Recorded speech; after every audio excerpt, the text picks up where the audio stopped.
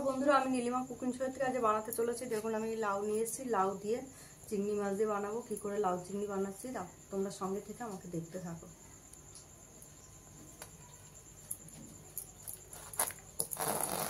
একদম কচি লাউ, আর এই কালো লাউটা খেতে ভীষণ টেস্ট হয়, মিষ্টি মিষ্টি হয়, ওই জন্য এই কালো লাউটা নিয়ে এসেছি।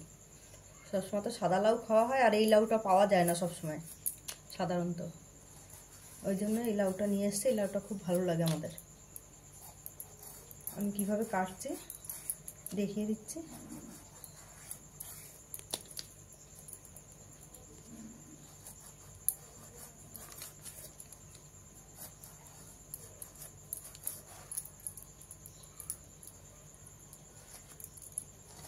আমি এইভাবে ছোট্ট ছোট্ট করে ডুমো ডুমো করে কেটে নেব।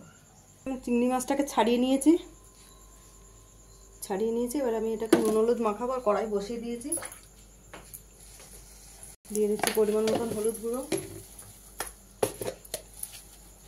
আর দিয়ে দিলাম পরিমাণ মতন নুন। দিয়ে আমি নুন হলুদটা মাখিয়ে নিচ্ছি। কড়াইটা গরম হলে তেল দিয়ে দেবো। দিয়ে দিচ্ছি আমি তেল কড়াইতে। তেলটা গরম হলে আমি চিংড়ি মাছটা ভেজে নেব। তেলটা গরম হয়ে গেছে, আমি দিয়ে দিলাম চিংড়ি মাছটা।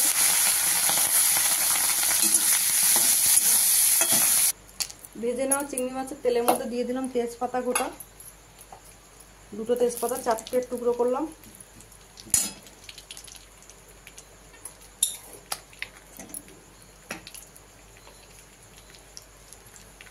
আর দিয়ে দিচ্ছি আমি গোটা জিরা ফোড়ন।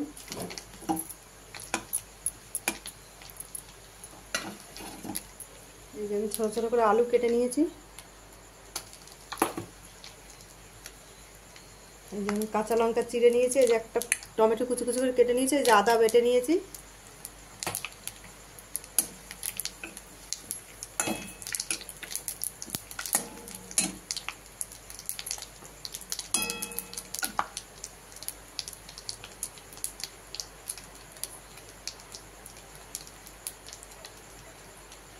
দিয়ে দিচ্ছি আলুগুলোকে তেলে। প্রথমে আলুগুলো একটু লাল লাল করে ভেজে নেব।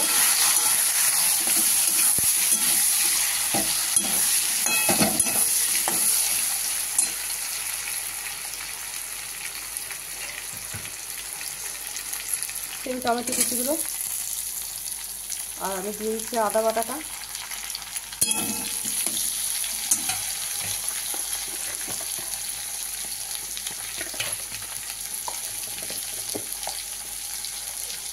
দিয়ে দিচ্ছি 2 চামচ ধনে জিরের গুঁড়ো।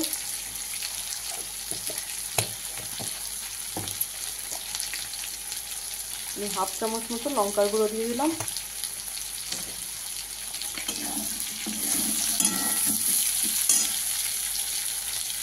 দিয়ে দিচ্ছি পরিমাণ মতন হলুদ গুঁড়ো।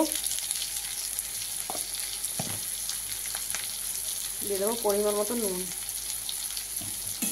দিয়ে এটাকে কষে তারপর লাউটা ঢেলে দেবো। দিচ্ছি আমি ভেজে রাখা চিংড়ি মাছগুলো।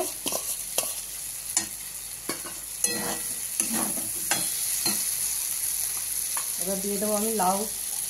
আস্তে আস্তে সব লাউটা এইভাবে দিয়ে দেবো। দিয়ে আমি আগে কষে নেবো। এইভাবে আমি আস্তে আস্তে পুরোটাই কষে নেবো। সব লাউটাই দিয়ে দিয়েছি।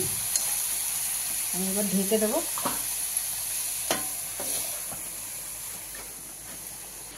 এবার আমি দিয়ে দিচ্ছি পরিমাণ মতন একটু মিষ্টি।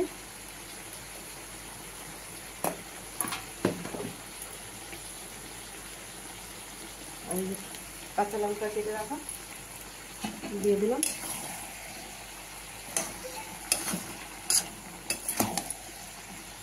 এইভাবে আমি কষতে থাকবো। আগে জল কতটা বেরাচ্ছে দেখে সেই বুঝে অল্প করে ঝোল দেবো।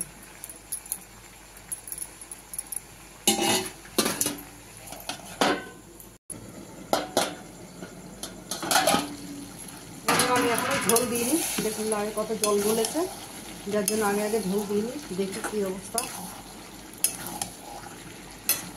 আমি অল্প করে একটু দেবো। এরকমই মাখা মাখা ঝোল রাখবো তো, লাউটা সেদ্ধ হওয়ার মতো অল্প ঝোল দেবো। এটুকুই দেবো। আমি ঢাকা দিয়ে দেবো আবার।